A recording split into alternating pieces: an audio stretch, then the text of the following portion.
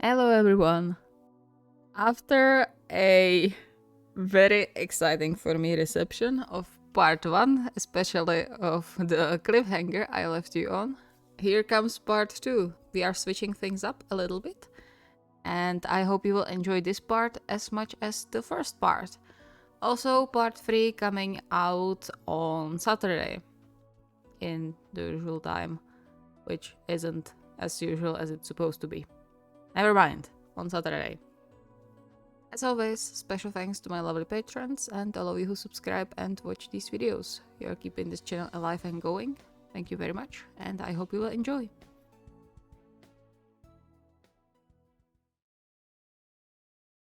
Seriously, what is wrong with you two?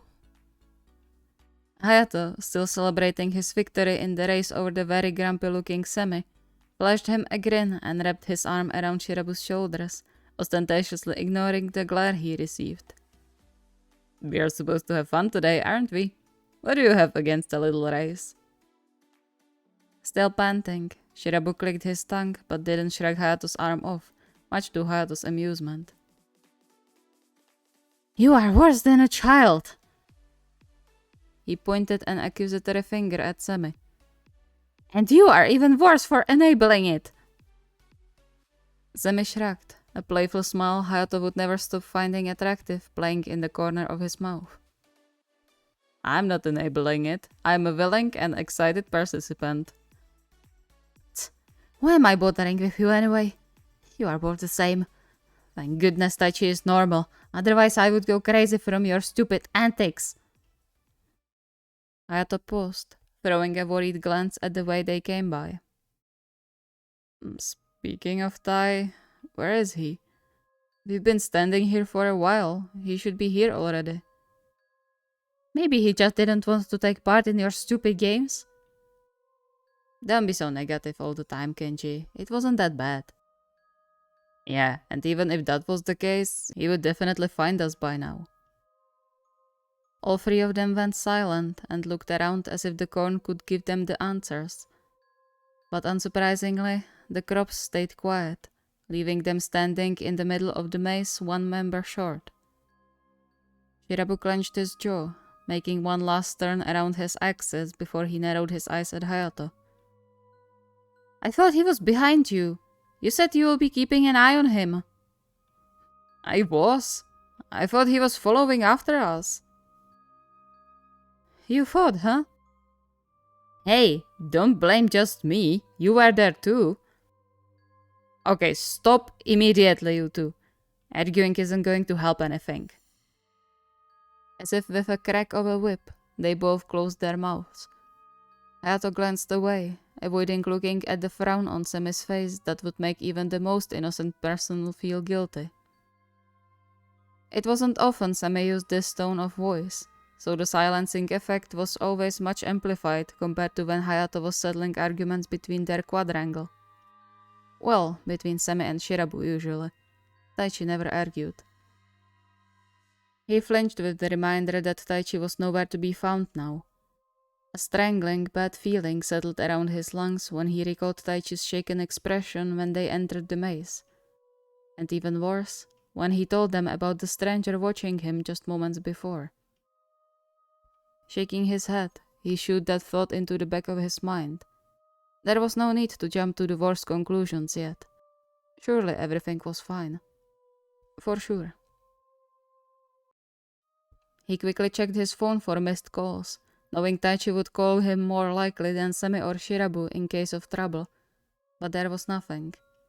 No call, no message. It's fine. Maybe he didn't want to bother me even though I told him to call. That's just like him, keeping everything for himself until the last minute. Okay, well, should we stay here and wait or go back and look for him along the way? Moving on instinct set off by Semi's voice, Hayato reached for his hand to give it a reassuring squeeze. The tension now clearly visible in Semi's posture was enough of a proof that he wasn't the only one thinking about all the possible scenarios, from which none of them were overly positive right now. But they had to stay level-headed. I say we go back. Maybe he just couldn't find us or got bored and went back. He might already be waiting for us at the entrance. Grasping that hope with all 10 fingers, Hayato sent a quick prayer to the deities to make the wish a reality, and then gently tugged on Semi's hand. Alright then, let's go.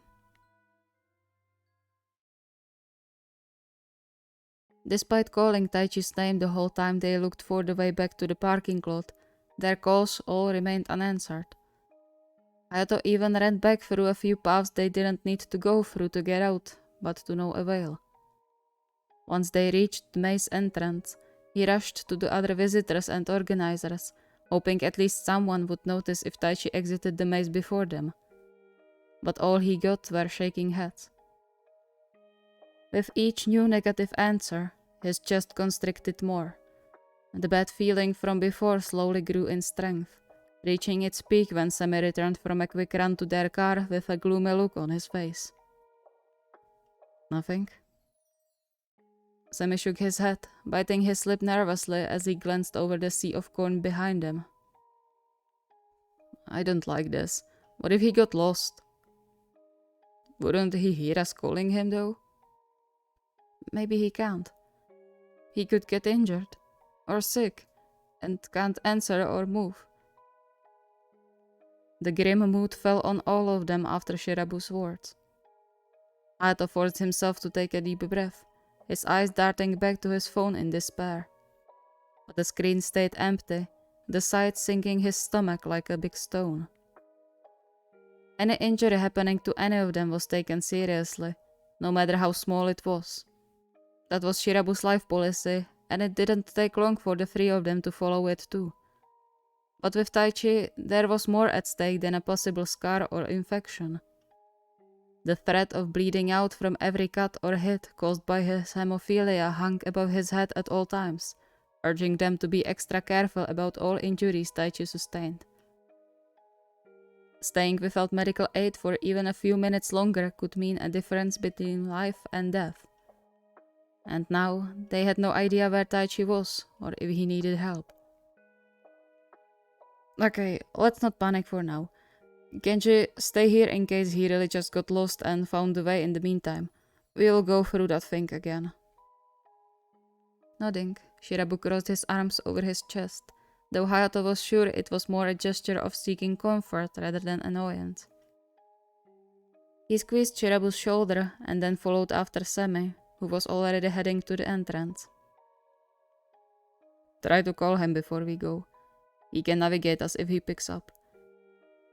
If he picks up. Still, he found Taichi's number and called, praying to hear the click of the call connecting. He flinched when, after several beeps, he heard his own voice from the phone, reciting the cringe voicemail message he recorded for Taichi a few years ago. He quickly ended the call. What had always been a joking message now felt like an invisible chain tightening around his chest, restricting his breathing. Nothing. Damn it. Fine, let's go. Keep calling. Thank goodness he didn't turn it off. They followed their own footsteps from before up until the point where Hayato called for the race, calling constantly without any result. This is all your fault. You told him it was fine. You were supposed to take care of him. Now he's gone and it's your fault. If you just paid attention. He froze when Semi grabbed his arm. Do you hear that? Hear what? Ringing phone. He pulled on Hayato's jacket, already half a step ahead. Over there, come on. Hayato didn't have time to wonder just how good Semi's hearing was, the only thing on his mind being they had finally found something. He let Semi lead the way, dialing Taichi's number again and again, until he too could hear the unmistakable ringtone Taichi set for the 3 of them. They sped up, the fast walk turning into a run at the end. Then Semi stopped abruptly, looking around before pointing to the path on their left. Over there! But the path was as empty as the other ones, only the ringing phone telling them they were at their destination. Where is it? Hayato pushed around him and pressed forward, leaning down to search among the cornstalks. Then, his heart stopped when he spotted the familiar phone case half covered in dirt lying next to the path. No wonder we couldn't hear it properly. He declined the call, ice-cold shivers running down his spine when he saw the shattered screen. Oh shit. They spent the next several minutes trying to figure something out from the tracks on the ground, but no matter how much they strained their eyes, there was no way of telling which ones were left by the numerous other visitors, past and present, and which by something more sinister. At least there was no blood, on the ground or on the corn anywhere, but that served only little as a relief. Shirabu's face fell when he spotted them exiting the maze, and immediately rushed to them, questions they had no solid answers for pouring out of his mouth. No, they didn't find Taichi. No, they had no idea where he was. No, they had no idea what happened to him. What are we going to do now? We can't cover the whole maze with just the three of us. Semi frowned, but there was something in his eyes Hayato couldn't place. He just knew it wasn't a good emotion, the fact underlined by how hollow Semi's voice was when he spoke up. He doesn't have to be in the maze anymore, though. They all stilled. You think that guy could hurt him? Or take him? Maybe I'm overthinking it, but no one watches someone without an ulterior motive. And you've seen how shaken Taichi was. That guy creeped him out too. He could as well wait for him to be alone and take him away. Chills ran down Hayato's spine. It would explain the broken phone. Even when surprised, Taichi would never go down without a fight. But that didn't change anything about the horrifying possibility. Fine, then can we call the police? We have a solid reason to think Tai could be in danger, right? They have to do something. We could pull some strings. Remember Sawamura? From Karasuno. I've heard he's a policeman now. Maybe he could help if we ask for him? It's worth a try. And what in the meantime? We can't just wait around. It can be too late by then. Semi was fast to react, pulling clearly panicking Shirabu to his chest. Shh. We will find him. It's going to be fine, you'll see. But despite his soothing tone, Semi looked anything but calm, and Hayato wasn't doing much better either. A few moments of carelessness. That's all it took for their beloved to be taken away from them. Let's split. Kenjiro, you call the police and wait here for them. We will go ahead to search. Search for what? What do you expect to find after so long when there was nothing at the place? We won't know until we look around. It's better than just waiting and doing nothing. Hayato's right, Kenji. Maybe we'll find something important. Shirabu was still visibly hesitating, his lips pressed together and hands gripped on Semi's jacket, trembling. Then he let go to grab his phone, giving both of them a stern, yet pleading glare. Find him, or something that will help us. We will do our best.